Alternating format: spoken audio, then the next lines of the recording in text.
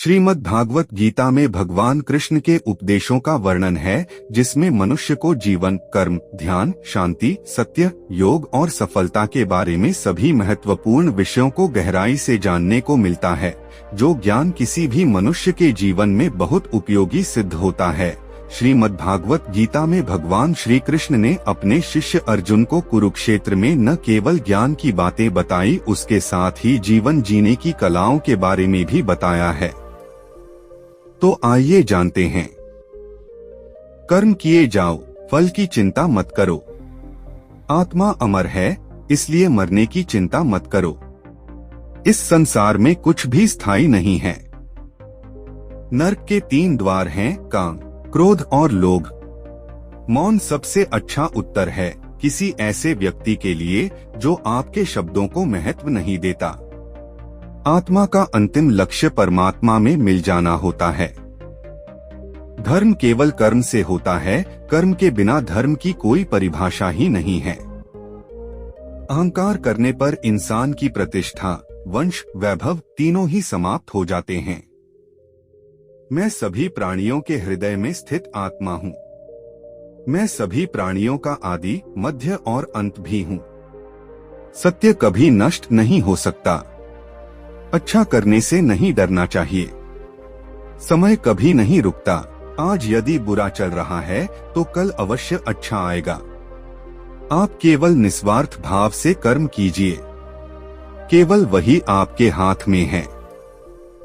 मनुष्य कितना भी गोरा क्यों ना हो, परंतु उसकी परछाई सदैव काली होती है। मैं श्रेष्ठ हूँ, यह आत्मविश्वास है, लेकिन सिर्फ मैं ही श्रेष्ठ हूँ, यह अहंकार है।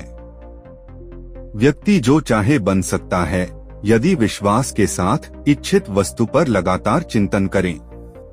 प्रेम सदैव माफी मांगना पसंद करता है और अहंकार सदैव माफी सुनना पसंद करता है। जो रास्ता ईश्वर ने आपके लिए खोला है, उसे कभी भी कोई बंद नहीं कर सकता। मनुष्य का जीवन केवल उसके कर्मों पर चलता है। जैसा कर्म होता है, वैसा उसका जीवन होता है। एक बार माफ करके अच्छे बन जाओ, परंतु दोबारा उसी इंसान पर भरोसा करके बेवकूफ कभी न बनो। मन की गतिविधियों, होश, श्वास और भावनाओं के माध्यम से भगवान की शक्ति सदा तुम्हारे साथ है। जीवन में आधे दुख इस वजह से आते हैं क्योंकि हमने उनसे आशाएं रखी जिनसे हमें नहीं रखनी चाहिए थी। मैं ही इस सृष्टि की रचना करता हूँ, मैं ही इसका पालन पोषण करता हूँ और मैं ही इस सृष्टि का विनाश करता हूँ। जब संसार में धर्म की हानि होगी, अधर्म की विजय, तब मैं इस पृथ्वी पर अवतार लूंगा। शांति से भी दुखों का अंत हो जाता है और शांत चित्त मनुष्य की बुद्धि शीघ्र ही स्थिर होकर परमात्मा से युक्त हो जाती है। हमारी आस्था की परीक्षा तब होती है जब हम जो चाहे वो न मिले और फिर भी हमारे दिल से प्रभु के लिए शुक्रिया ही निकले। लोग अक्सर सच कहने से बचते हैं या डरते हैं, पर सत्य कभी छुप नहीं सकता और न ही कभी मिट सकता है। कितना भी छुपा ले पर सच तो उजागर हो ही जाएगा। जो बात सच पर आधारित हो उसे करने या कहने और मानने से कभी नहीं डरना चाहिए। इच्छा पूरी नहीं होती तो क्रोध बढ़ता है और इच्छा पूरी होती है तो लोभ बढ़ता है। इसलिए जीवन की हर स्थिति में धैर्य बनाए रखना। धर्म केवल रास्ता दिखाता है, लेकिन मंजिल तक तो कर्म ही पहुंचाता है। वह जो सभी इच्छाएं त्याग देता है, मैं और मेरा की लालसा तथा भावना से मुक्त हो जाता है, उसे शांति प्राप्त होती है। श्री कृष्ण ने कहा है, अगर तुम्हें किसी ने दुखी किया है तो बुरा मत मानना। लोग उसी पेड़ पर पत्थर मारते हैं जिस पेड़ पर ज्यादा मीठे फल होते हैं। स्वार्थ से रिश्ते बनाने की कितनी भी कोशिश करें, वो कभी नहीं बनते हैं, और प्रेम से बने रिश्तों को कितना भी तोड़ने की कोशिश करें, वो कभी नहीं टूटते। अगर व्यक्ति शिक्षा से पहले संस्कार, व्यापार से पहले व्यवहार और भगवान से पहले माता पिता को पहचान ले तो जिंदगी में कभी कोई कठिनाई नहीं आएगी। जिस मनुष्य ने जवानी में बहुत पाप किए हैं, उसे बुढ़ापे में नींद नहीं आती। श्री कृष्ण कहते हैं कि मनुष्य को अपने मन को बार बार समझाना चाहिए कि ईश्वर के सिवा उसका कोई नहीं है। परिवर्तन इस संसार का नियम है। कल जो किसी और का था, आज वो तुम्हारा है एवं कल वो किसी और का होगा। विषयों का चिंतन करने से विषयों की आसक्ति होती है, आसक्ति से इच्छा उत्पन्न होती है और इच्छा से क्रोध होता है, क्रोध से सम्मोहन और अविवेक उत्पन्न होता है। जो कुछ हुआ अच्छे के लिए हुआ, जो हो रहा है अच्छे के लिए हो रहा है, जो होगा वह भी अच्छे के लिए ही होगा। मेरे लिए न कोई घृणित है और न ही कोई प्रिय, न कोई निर्धन है और न ही कोई धनी, बस जो भक्ति भाव के साथ मुझे याद करते हैं मैं उनका हूँ और वो मेरे। आप वही हैं जिसमें आप विश्वास करते हैं। आप वह बन जाते हैं जो आप मानते हैं कि आप बन सकते हैं।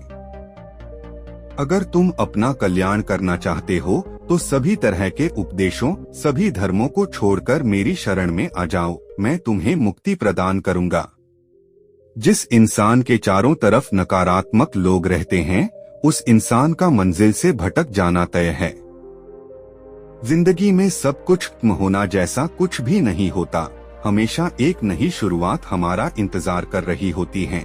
इंद्रियों के अधीन होने से मनुष्य के जीवन में विकार और परेशानियां आती है। सुख दुख का आना जाना सर्दी गर्मी के आने जाने के जैसा ही है, इसलिए इन्हें सहन करना सीखना ही उचित है। निर्बलता अवश्य ईश्वर देता है, परंतु मर्यादा मनुष्य का मन खुद निर्माण करता है। जीवन में वाणी को संयम में रखना अनिवार्य है, क्योंकि वाणी से दिए हुए घाव कभी भरे नहीं जा सकते। मनुष्य उसके लिए शोक करता है जो शोक करने के योग्य नहीं है, और फिर भी ज्ञान की बातें करते हो। बुद्धिमान व्यक्ति ना जीवित और ना ही मृत व्यक्ति के लिए शोक करते हैं। मैं हमेशा तुम्हारे साथ और तुम्हारे आसपास रहता है, चाहे तुम कुछ भी कर रहे हो।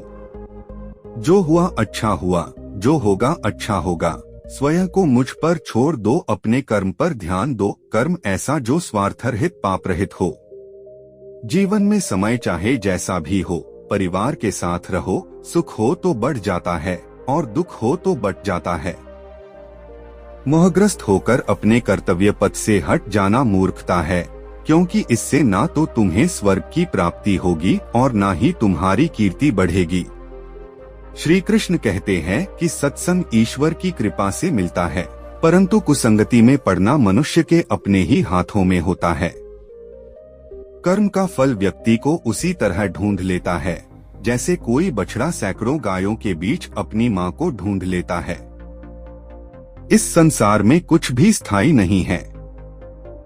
मैं सभी जीवों में विद्यमान हूँ। मैं चींटी में भी विद्यमान हूँ और हाथी में भी विद्यमान हूँ। मेरे भी कई जन्म हो चुके हैं, तुम्हारे भी कई जन्म हो चुके हैं। ना तो मेरा अंतिम जन्म है और ना यह तुम्हारा अंतिम जन्म है।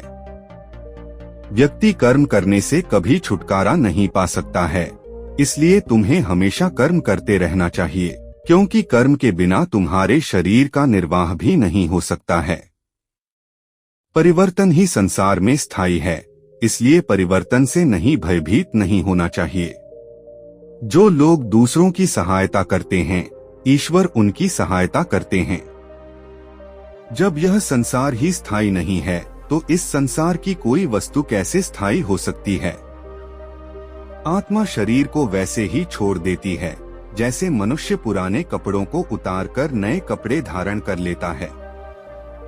मन शरीर का हिस्सा है। सुख दुख का एहसास करना आत्मा का नहीं शरीर का काम है। मान अपमान, लाभ हानि, गम और खुशी सब मन का खेल है।